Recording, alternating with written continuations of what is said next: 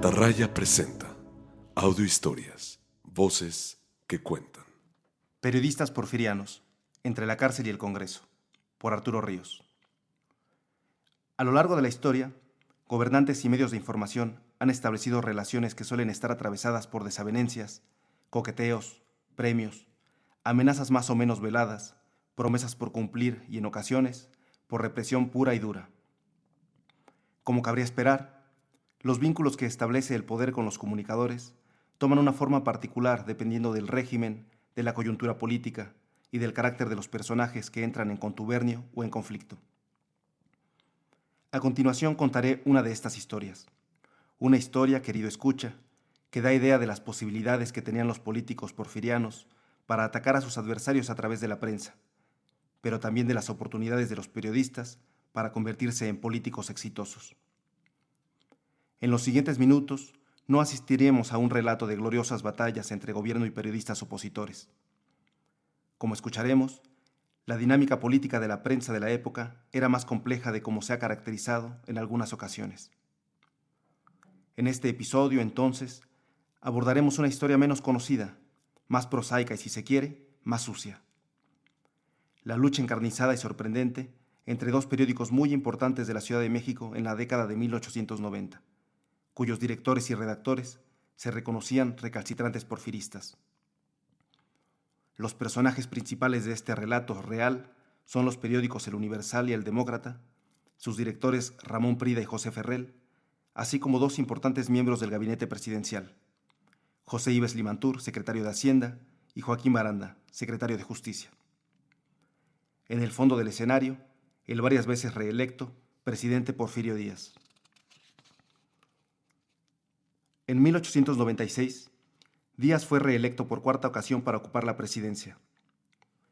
Aunque no todos los mexicanos lo adoraban, bien puede decirse que para aquel momento el presidente, por distintos medios, había conseguido que su reelección transcurriera sin mayor contratiempo y que se experimentara una corriente mayoritaria en favor de su permanencia en el poder. Y sin embargo, quien revise periódicos polvorientos, cartas ajadas y otros documentos de la época, puede sorprenderse al constatar que el ánimo electoral era candente, como si hubiera mucho en juego. A decir verdad, para aquellos que competían por otras posiciones políticas, había mucho en juego. Los aspirantes a la Cámara de Diputados eran particularmente activos, pues aunque no era fácil obtener una curul, lograrlo significaba la entrada a la política nacional. Cada interesado, de acuerdo con su talento y su talante, ponía en movimiento sus recursos a fin de llegar a ese ansiado asiento en el Congreso. Una de las estrategias más corrientes consistía en el envío de cartas a los conocidos más importantes con que contara el aspirante en cuestión. A los secretarios de despacho, a los gobernadores, al secretario particular de Díaz o a otros líderes de facciones. Mientras más encumbrado fuera el padrino, mejor. Se trataba de pedir su intermediación ante Díaz para obtener la curul anhelada. Es decir, el aspirante debía obtener primero el apoyo de un líder de facción y posteriormente entrar en el juego político. Al llegar a su oficina, Rafael Chuzal, secretario particular de Díaz, debía leer cartas que, en ocasiones, oscilaban entre el candor y el patetismo. «Quiero satisfacer un deseo de toda mi vida», le escribía un señor de apellido Ibarra. «Quiero ser diputado, aunque sea suplente. Perdone usted mi pretensión, pero todos los hombres tenemos nuestras debilidades y esa es la mía. Será ridícula si usted quiere, pero es una ilusión que me nació en la escuela y desde entonces abrigo». Hay una buena cantidad de este tipo de peticiones en los archivos de los hombres influyentes de la época. Por eso, muchas veces se ha interpretado que Díaz era el ojo en el cielo que todo lo veía y todo lo decidía de acuerdo con sus inescrutables designios. Esta interpretación ignora, sin embargo, la intensa lucha política, pues las elecciones servían, entre otras cosas, para que las distintas facciones porfiristas midieran sus fuerzas y ejercieran presión, a fin de que los candidatos de su filiación prevalecieran sobre sus adversarios. Las curules eran limitadas y había que negociar precisamente con gobernadores, ministros, jefes de grupo, en fin, con los distintos hombres fuertes del régimen y la legión que los acompañaba. Era inevitable que tras de cada jornada electoral quedaran rendidos en el campo de batalla tristes aspirantes o suspirantes que veían incumplidas sus ilusiones, pues en la mayoría de los casos no bastaba el deseo ni tener una buena relación con el presidente. Era necesario demostrar méritos dentro de una de las facciones que se disputaban el poder. Los postulantes tenían dos oportunidades. Podían resultar electos como titulares al Congreso o como suplentes, lo que abría un espacio para el juego político muy interesante, pues no era extraño que el titular fuera llamado para ocupar un cargo en la administración federal y de esta manera el suplente ocupara su lugar en el Congreso. Esto era tan común que los interesados sabían de antemano cuáles eran, según el vocabulario de la época, las suplencias buenas y cuáles, por el contrario, eran apenas un lugar en una fila donde el interesado debía medir su suerte y su paciencia. Al avisorarse las elecciones de 1896, Ramón Prida había acumulado relaciones y una hoja de servicios que le hacían pensar que su asiento en el Congreso estaba asegurado.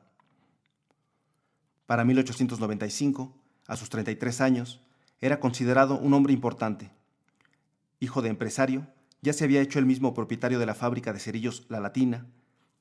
A los 22 años había sido edil del Ayuntamiento de la Ciudad de México y para la época que nos ocupa era diputado suplente por Oaxaca, aunque por ausencia del titular tenía acceso a la Cámara. Asimismo, se le consideraba amigo de políticos importantes como el secretario de Hacienda, José Ives Limantur. Por si fuera poco, era propietario del Universal, uno de los periódicos más importantes de la capital y, sin duda, el más rico de los que ahí circulaban. A este diario se le reconocía como vocero no oficial del grupo científico encabezado por Limantur. No por casualidad, tenía una redacción hecha de periodistas diputados. Además del propio Prida, lo eran Francisco Bulnes, Manuel Flores, Carlos Díaz Dufó y Manuel Gutiérrez Nájera. Al despuntar 1895, se le presentaba a Prida un horizonte en verdad bonancible. Como era de esperar, el Universal tenía en los rivales de Limantur a sus propios adversarios. Uno de los más importantes era el secretario de Justicia e Instrucción Pública, Joaquín Baranda. A principios de 1895, Baranda se hizo de un instrumento insospechado para sus enemigos. Puso el Demócrata bajo su órbita de influencia. Este célebre diario había tenido una primera y tormentosa época 2 años atrás. En aquel entonces se había dedicado a criticar de manera mordaz la eternización de Díaz en el poder, así como el despotismo de sus funcionarios y de distintos gobernadores a los que denunciaba con nombre y apellido. El ánimo beligerante de este diario marcó su corta vida, pues más pronto que tarde fue reprimido de manera rotunda. Sus imprentas fueron decomisadas y se aprehendió a su propietario, Francisco Blanco, así como a su director, Joaquín Closel, y a sus redactores José Ferrell, Querido Moeno y José Antonio Rivera Gordillo. Excepción hecha de Closel, que se fugó y marchó al exilio, todos permanecieron más de un año en la cárcel de Belén. Su reaparición, entonces, provocó mucha curiosidad en el público. No se trataba de la resucitación vacía del nombre de un periódico, sino que al frente se encontraría uno de sus redactores más importantes, José Ferrell, a quien acompañaban otros periodistas que también habían tenido participación en el primer Demócrata, como Gabriel González Mier y Heriberto Frías. No era fácil entender que 4 meses después de salir de Belén, Ferrell pudiera anunciar la reaparición del célebre diario. ¿De dónde obtendría dinero para hacerlo? ¿Qué fines podía perseguir al inaugurar la segunda época de un periódico que había sido aniquilado por el gobierno sin mayor problema? Resultaba sorprendente, sobre todo, porque de manera astuta, este periódico mantuvo en secreto durante todo el tiempo que le fue posible la relación que en esta nueva época le vinculaba al grupo de Baranda, lo que representaría uno de sus principales activos en la lucha que se disponía a encarar en contra del grupo científico. La posición de José Ferrell era por entonces muy distinta a la de Prida. Nacido en Hermosillo, Sonora, en 1865, al quedar huérfano, él y sus hermanos tuvieron que vivir al amparo de amigos y familiares, reubicándose en repetidas ocasiones por el norte de México. Esta circunstancia le permitió, o lo orilló, a tener una vida errante y aventurera, que provocó la admiración de los jóvenes intelectuales de Mazatlán, puerto en el que finalmente recaló y donde se reunía un interesante grupo de aspirantes a periodistas, escritores, políticos y poetas. En este puerto tuvo la oportunidad de integrarse a la redacción de El Correo de la Tarde, el periódico más importante del estado. Gracias a sus editoriales, ganó reconocimiento como periodista inteligente y con un estilo propio que iba del sarcasmo a la ofensa. En ese mismo estilo, y desde la misma imprenta del Correo de la Tarde, publicó, en 1892, un librito de crítica literaria titulado La Mutua de Elogios, que irritó a más de uno. En él, criticó con desenfado a figuras importantes que escribían desde la Ciudad de México, como Trinidad Sánchez Santos, José Peón y Contreras, Joaquín Casasus, Arturo Paz o Juan A. Mateos.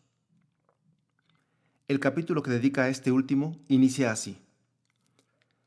Tuvo don Agustín Cerdán la desgracia de que se le muriera un hijo, y a poco le ocurrió otra desgracia mayor, que Juan A. Mateos le diera el pésame en verso. Para muchos de los periodistas de la capital, esta fue la primera noticia que tuvieron de Ferrell. Pronto habrían de saber más de él, pues luego de publicar aquel libro, siguió el camino que solían tomar los escritores de más talento o más ambición. Dejó Mazatlán, lugar de aprendizaje, para enfrentar el desafío y aprovechar las oportunidades que brindaba la capital del país. Y es que el engrosamiento que había experimentado la burocracia de la capital, así como el creciente protagonismo de algunos secretarios de Estado como cabezas de grupos políticos, hacía que desde este punto de vista, y no solo desde el literario, fuera una buena apuesta trasladarse a la Ciudad de México para buscar espacio en sus periódicos, que solían gozar de mayor impacto que los periódicos de los estados. En la Ciudad de México, Ferrell colaboró sin mayor protagonismo en periódicos como El Hijo del Aguizote y El Diario del Hogar, antes de integrarse a la empresa del Demócrata de Joaquín Closel. Luego vino la cárcel. Después, la refundación del Demócrata, esta vez con su nombre sobre la palabra, director. En este momento se cruzaron las vidas públicas de Ferrell y Prida. El Demócrata se trazó una línea bien clara. En vez de encomiar la labor de baranda, lo que hubiera descubierto desde luego los vínculos que le unían al ministro, se dedicaría a atacar machaconamente a sus adversarios, los llamados científicos, a la par que declaraba, en contraste con su primera época, su profunda convicción porfirista, ya que, decía ese periódico, fuera de Díaz no había hombre capaz de pilotear la nave nacional. Con buen cálculo político, sus redactores cuidaron la moderación con Limantur, pero la mordacidad con figuras menores. La premisa del Demócrata era sencilla. El grupo científico pretendía acaparar el poder económico y político del país al abrigo de Limantur, a quien deseaban ver encaramado en la presidencia. Así, el Demócrata no se cansó de señalar que esa agrupación era más leal al secretario de Hacienda que a Díaz. El presidente de la República puede ser injuriado, ultrajado por un cualquiera, y el organillo casi aplaude. Y al ministro de Hacienda se le roza con una pluma y esos imbéciles vociferan como energúmenos, escribió este diario en una ocasión. Los ataques del Demócrata aumentaron de tono progresivamente. En la columna Posturas Académicas, Ferrell esbozó socarronamente y en primera persona la semblanza de muchos científicos y de prácticamente toda la plana de El Universal, a cuyos redactores retrató como hombres ambiciosos hasta el descontrol. Aquí un extracto de la que dedicó a Ramón Prida. Yo nací para ministro, no cabe duda. Soy pequeño, pero solo de cuerpo. Yo no tengo la culpa de que las piernas no me hayan crecido en tantos años como llevo de vivir. La diputación no me satisface. Soy diputado por un estado que no conozco. ¿Qué me importa a mí ser diputado? Ya me dejaron de suplente. Eso es grave. Como cabía esperar, El Universal respondió con la agudeza de sus destacados escritores, por lo que los ataques fueron y vinieron en ambas direcciones hasta desbordar las páginas de los diarios. Se interpusieron denuncias penales en contra de Prida y de Ferrell. Varios personajes desafiaron a este último a batirse en duelo, incluso en un cementerio y a la medianoche. Hubo también algún zafarrancho callejero con puños y bastones que involucró a la policía. Los nombres de los periodistas pasaron a ocupar los encabezados. Gran escándalo en el Club de la Ópera, agresión a la policía. Agresión e injurias a la policía por José Ferrell y Adalberto de la Concha, a la cárcel. Un duelista cubano desea matar al coronel don Francisco Romero. Ofrecimiento a Ramón Prida. Estos fueron algunos de los artículos que el público, curioso o escandalizado, pudo leer por aquellos días. A pesar de que ambos adversarios contaban con escritores inteligentes y chispeantes, el Universal tenía una desventaja crucial en esta refriega. Su posición política era mucho más visible. Así lo hizo saber Ferrell sin empacho y, por lo tanto, intimidatoriamente. Nosotros somos débiles, pero estamos resueltos a todo. Quedaremos tendidos en la arena, pero nuestros enemigos quedarán jadeantes y empolvados. Ellos son partidarios de un ministro, diputados, ricos, la fama ya los coronó. Están pesados en la lucha. Ellos tienen en cuenta multitud de intereses personales, de grupo, de partido, nacionales, etc. Deben atender a todo esto. Nosotros somos fuertes precisamente en lo que ellos son débiles. A ellos los conoce todo el mundo, a nosotros nadie. Y por lo mismo podemos tener la serenidad que a ellos les falta por completo. Ferrell no alardeaba. El camino que habría de llevarlo desde la cárcel de Belén hasta el Congreso sería construido sobre verdaderas guerras. Estamos tentados a decir carnicerías periodísticas. La demostración más atroz de lo peligroso e inconveniente que era luchar con un hombre que parecía kamikaze, pero que en realidad estaba dispuesto a ascender o quedarse en el intento, tuvo lugar cuando El Noticioso, periódico cercano a Rosendo Pineda, importante operador político del grupo científico, decidió tomar parte en la guerra que había provocado el Demócrata. Ser independiente, le reconvino, no quería decir injuriar inmotivadamente a todo el mundo, toserle fuerte y escupirle en la cara al transeúnte, ni hacer guardia en las esquinas y enseñar a cualquiera los puños. Acusó a Ferrell y a sus redactores de hacer su propia apología con un cinismo que mueve a risa, de llamarse a sí mismos independientes cuando ya nadie lo creía, y en fin, de contestar a las verdades que los amargaban con los insultos más soeces, con las calumnias más grandes. Como para darle la razón, Ferrell terminó todo combate verbal posible al afirmar que el director de El Noticioso había violado a un niño. A continuación aparecieron en su diario encabezados escandalosos y de una violencia que desbordaba los parámetros a que estaba habituada la prensa, advirtiendo, por ejemplo, a las niñeras que ese periodista andaba suelto por las calles de la ciudad, mucha vigilancia con los niños. Ferrell consideró que, embosado, su verdadero adversario detrás del Noticioso era Rosendo Pineda, por lo que decidió amenazarlo desde el Demócrata. Mientras el Noticioso siga injuriándonos, usted, señor don Rosendo Pineda, usted, el amo, será el que nos responda. No, no se asuste usted. Estas consecuencias las debió usted prever antes de echarnos encima a sus perros. Llegados a este punto, no había discusión que fuera posible. La frontera entre la violencia aceptable, contenida, y la violencia ilimitada y muy probablemente física parecía haberse roto de tanto estirarla.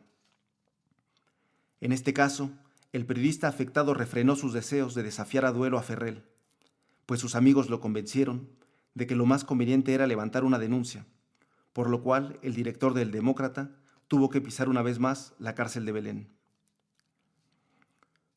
Puesto a reflexionar acerca de sus adversarios, Prida no tardó en sospechar que el Demócrata respondía a las Secretarías de Justicia y de Guerra. Sin embargo, fue hasta el 23 de julio de 1895, a casi medio año de su aparición, cuando pudo asegurar que, de acuerdo a un informante, el subsecretario de Guerra, general Ignacio Escudero, había financiado durante todo el año el diario de Ferrell con 400 pesos mensuales. Asimismo, que recién le había notificado que ya no podría seguir otorgando el subsidio, por lo que el Demócrata se quedaría tan solo con 200 pesos que, a su vez, le entregaba el secretario de Justicia e Instrucción Pública, Joaquín Baranda. El sábado había pánico en las oficinas del periódico, aseguró el Universal, pues se creía próxima a su muerte. Ferrell intentó desmentir a El Universal y reafirmar su carácter independiente, pero su empresa se volvió imposible, pues para estos momentos había ofendido e intimidado a tantos periodistas que la mayoría de los diarios liberales apoyaron a Prida en el rastreo de pistas que confirmaran que, en efecto, el Demócrata se hallaba subvencionado. Ferrell se vio obligado a reconocer que existía una relación pecuniaria, pero afirmó ya sin que nadie le creyera, que se le había prestado dinero solo por simpatía con su diario, pero que en lo absoluto tenía compromiso alguno con nadie. Mientras tanto, las denuncias en su contra solo supieron acumularse. Ferrell, que de acuerdo con Ciro Ceballos parecía alimentarse con médula de leones, debió pasar ese invierno en la prisión de Belén. El último día de enero de 1896, asediado, el Demócrata dejó de publicarse. Desde la cárcel, su director se despidió de sus lectores. Estoy satisfecho de mi conducta y orgulloso de mis enemigos. Aún no terminaban sus procesos judiciales cuando corrió un rumor. Para fastidio de los científicos, Ferrell sería electo al Congreso de la Unión por el estado de Sinaloa. Al leer las cartas que Ferrell recibió en la cárcel en la víspera electoral, se aprecia que el rumor tenía sustento. No se vislumbra a un hombre angustiado ante un oscuro futuro, sino más bien a uno que observa las posibilidades que parecen abrírsele en el horizonte. Desde Sinaloa, Carlos Galán, que era como un padre para el periodista, le recomendaba paciencia, pues al parecer su labor al frente de El Demócrata había dado buenos frutos. No solo tenía satisfecho al grupo barandista, sino que otros importantes políticos, adversos al grupo científico, estaban complacidos con su trabajo. El caso más extraordinario era el del general Francisco Cañedo, gobernador y hombre fuerte de Sinaloa, que durante mucho tiempo había sido objeto de las críticas ferrellianas y que ahora quería atraerlo a su círculo. Este general, le contaba Galán, ofrece el oro y el moro y lo hace de veras, pero yo le he dicho que aguarde. Tras entablar conversaciones, finalmente el general Cañedo brindó su apoyo a Ferrell para acceder al Congreso. De su puño escribió una carta a Díaz, rogándole: no extrañara mi recomendación, pero es el caso que el joven José Ferrell, en mi última entrevista que tuve con él, fue tan caballeroso conmigo que un comportamiento me tiene obligado. Vengo a pedirle a usted el señalado favor de que, si le es posible, se sirva a alentarle sus aspiraciones, recomendándolo eficazmente para que sea diputado al Congreso de la Unión, seguro de que él, no menos que yo, sabrá agradecer la protección de usted. A pesar de estas influencias y recomendaciones adquiridas en el periodismo de combate, Ferrell no ingresó en 1896 al Congreso, pues desde el lado opuesto tenía adversarios que también tenían un importante peso político, como Limantur y Pineda, que hacían presión para que su escandalosa actuación en la prensa no fuera premiada con una curul. Meses de cárcel, injurias y riesgos para nada, debió pensar Ferrell. Para aliviarse de la realidad, vertió su frustración en un cuento político con burdos ropajes de ciencia ficción, al que tituló Un viaje al cielo. El relato transcurre, en evidente metáfora, en las alturas planetarias codiciadas desde la Tierra. El protagonista, un recién llegado que no consigue descifrar del todo el sistema jerárquico que prevalece en ese mundo, asiste a la lucha tremenda entre dos poderosos ministros, el de la vida y el de la muerte. No es difícil relacionar la vida con el ministro dador de dineros, el de Hacienda, y la muerte con el de justicia, que reparte culpas y penas. El recién llegado se asocia con el ministro de la muerte, que exclama a sus huestes: confianza en mí es todo lo que les pido, y el cielo será nuestro. Otros compañeros de batalla le dicen que tiene suerte de haber llegado en ese momento, pues es probable que pronto asciendan. Se espera una revolución, le dice uno de ellos. Ahora hay elecciones en el cielo y todo aquello anda descompuesto y revuelto. Hay un momento en que, angustiado, observa que van sin armas a la guerra y le pregunta a otro con más experiencia en esas lides cómo podrán batirse de ese modo. A gritos, le responde, aquí se pelea a gritos. Una de las cosas que más sorprende al protagonista es que la guerra se desarrolle tan cerca de Dios y éste no diga nada. Casi no puede creer cuando ve que uno de sus jefes golpea a puntapiés la puerta que conduce al cielo. ¿Cómo?, pregunta incrédulo. ¿De esa manera se toca la puerta del cielo? En tiempo de elecciones, le contestó el otro sonriendo con malicia, todo es aquí escándalo y libertinaje, y nadie se preocupa por tal o cual irreverencia. Una vez que la violencia parece incontenible, Dios sale al balcón para apaciguar los ánimos. Para su sorpresa, no se encuentra molesto con el ministro de la Muerte por provocar la batalla. Amistosamente le pide explicaciones y conversa como si nada. El resultado fue que casi todos los fieles del ministro de la Muerte habían ganado algún beneficio o una posición, excepto los más nuevos y débiles como él.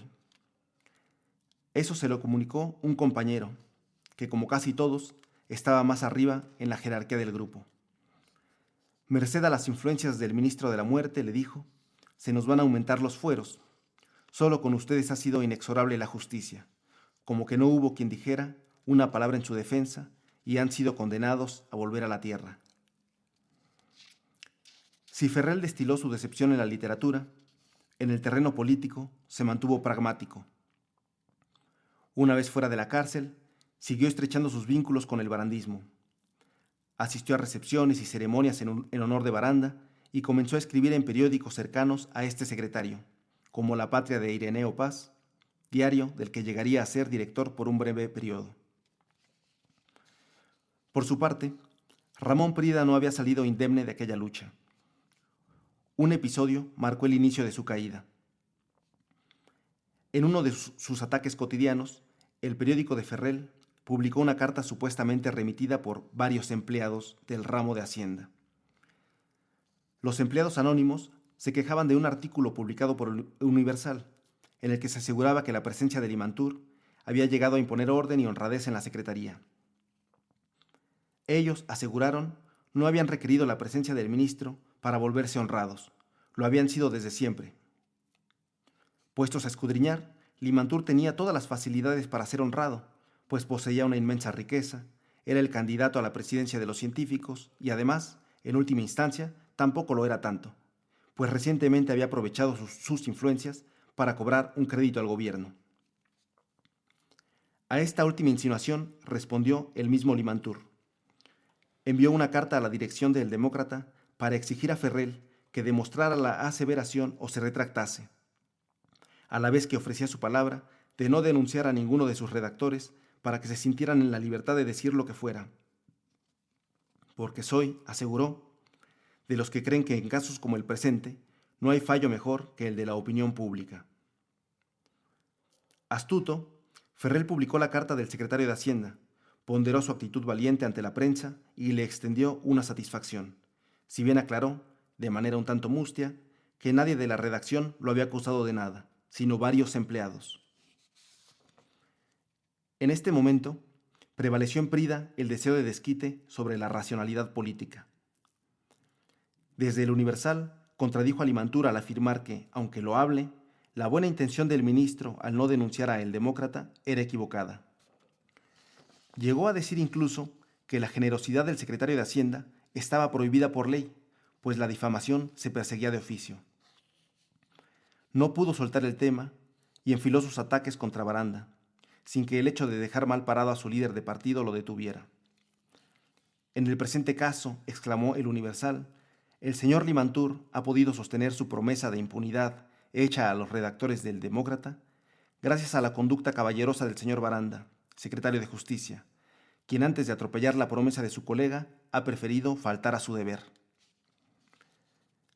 A pesar de algunas declaraciones de Limantur, que daban a entender a sus seguidores que lo mejor era dar el tema por resuelto y no profundizar una polémica que lo ponía a él mismo en medio del debate público, el Universal arreció en sus ataques no solo contra el Demócrata y sus redactores, sino dirigidos hacia el mismo Baranda.